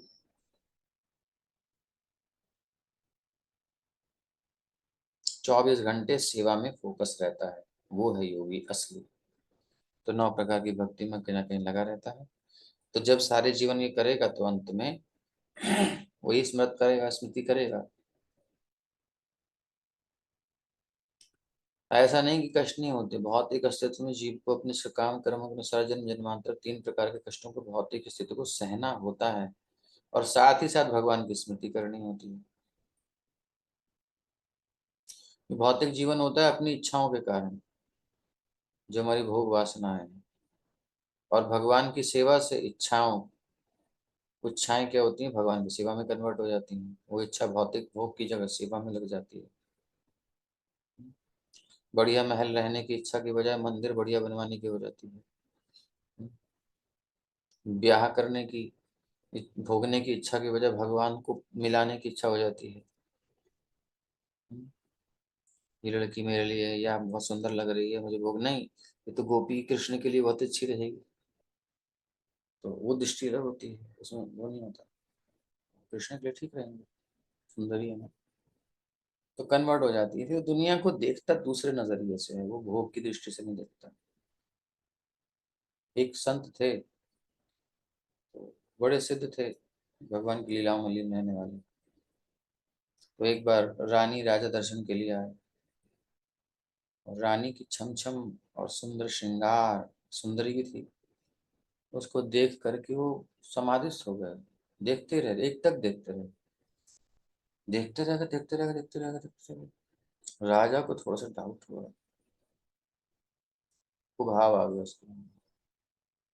फिर बाद में उसे पता चला कि ये तो इसकी छम छम से नित्य जगत में पहुंच गए थे, इसके सौंदर्य से किशोर जी के सौंदर्य में पहुंच गए थे, और वहां लीला में समाधि में पहुंच गए थे।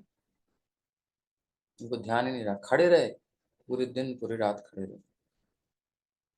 ये है, उस चेतना बदल जाती है, वो भोग नहीं सकता। भगवान की भक्ति में सेवा से जीव की स्वाभाविक इच्छाएं जो कि भोग की होती हैं मरती नहीं है, अपितु भक्ति में सेवा के सही कार्य में लग जाती हैं। फिर वो कृष्ण के कॉन्टेक्स्ट में देखता है सब कुछ, अपने कॉन्टेक्स्ट में कुछ नहीं देखता। इससे इच्छाओं के वैकुंठ में अंतर्गत होने की योग्यता आ जाती है। वैकुंठ मतलब अब कुंठा नहीं होगी। पहले क्या है, अपने लिए भोगने के लिए जब उसे सोचता तो कुंठा आती है, मन श्रिंक हो जाता है, टेंशन हो जाती है, अलग अलग चीजें होती हैं। लेकिन जब भगवान के लिए खुल जाता है, मन उदार हो जाता है, आनंदित हो जाता है, विस्तारित हो जाता है, कुंठा खत्म हो जाती है, अंतरित होने की योग्यता आ जाती है भगवान की सेवा में।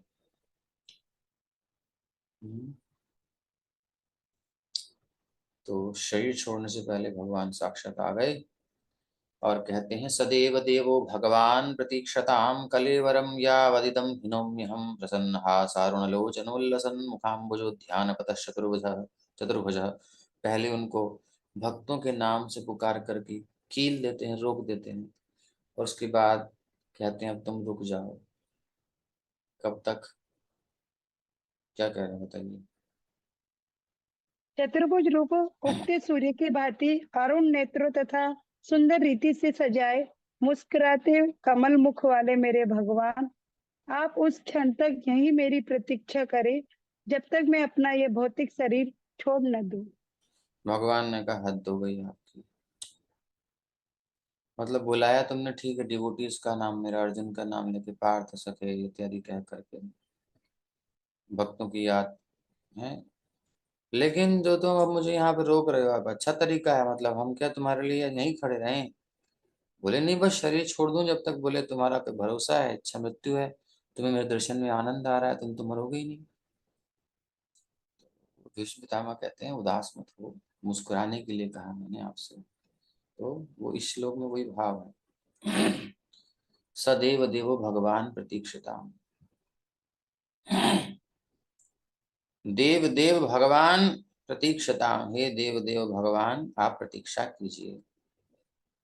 कब तक? बोले यावदिदम कलेवरम हिनोम्यहम्, जब तक मैं इस कलेवर को यानी शरीर को छोड़ नहीं देता। भगवान होते हैं उदास। बोले तुम्हारा पता नहीं कब शरीर छोड़ो, तो कहते ना ना ना ना, उदास नहीं, प्रसन्न, प्रसन्न हो जाइए। भगवान थोड़ा सा नॉर्मल होते, बोले नहीं, खाली प्रसन्नता से नहीं, हंसो थोड़ा सा यार, ऐसे थोड़ी हो रही है। अब जाते हुए आदमी को विदा करोगे रो रो करके तो कैसे काम मानेगा? है प्रसन्न रहो और हंसो थोड़ा सा, वैसे ही अच्छे लगते हो आप, उदास अच्छे नहीं लगते। मतलब ये भावना है। अरुण लोचनोल्लसत, आंखों में तुम्हारे तारे दिखने चाहिए, प्रसन्नता आनंद। ये कमल मुख खिला होना चाहिए, मुखाम्बुजो है, ये नहीं कि मुरझाया कमल बन जाओ आप। हाँ, ध्यान बथा चतुर्भुज, ये ध्यान में आपके स्वरूप को मैं बसा करके शरीर छोड़ना चाहता हूँ। आपको कौन पकड़ पाएगा? गोपियां नहीं पकड़ पाई, गोपियां इसे भग गए। और जैसे आप आए तो क्या करती हैं? काचिन निमिल व नेत्रे, किसी ने हृदय कृत्य निमिल्य चा, नेत्रों से रूप देखा और तुरंत आंखें बंद कर ली, दिल में ले जाकर के आलिंगन किया, जोर से चप्पी पा ली थी। आलिंगन कर लिया, जबरदस्त चिपका लिया ठाकुर को, संभालूं अपने अंदर तुम्हें। बाहर से आंखें क्यों बंद करी, सामने आके बोली इनका भरोसा नहीं कब चले जाए, मेरी जान निकले जा रही है इनके बिना, मैं नहीं रह सकती। बहुत प्रेम है। तो आंखों से हृदय में लेकर के अंदर ही पकड़ लिया कस के, बोले ये वाला स्वरूप कहीं नहीं जाएगा। भाव है भक्तों में, इतना प्रेम करती हैं गोपियां। तो श्याम सुंदर को कह रहे हैं आप हमारे हृदय में इस रूप से प्रवेश करो, ताकि इसी को देखते देखते हम शरीर छोड़ें और कुछ नहीं चाहते। वैष्णव सदा ही अपने आचरण में विनीत होता है। जा रहे हैं वैकुंठ लेकिन फिर भी गर्वित नहीं है, भगवान को कह रहे हैं रुको। डिपेंड रहता भगवान की इच्छा पर भक्त।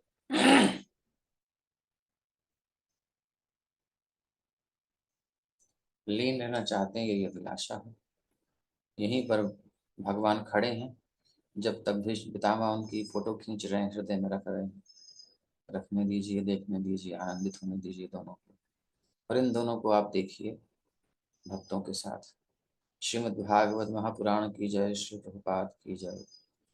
हरे कृष्ण कृष्ण कृष्ण हरे हरे, हरे राम राम राम।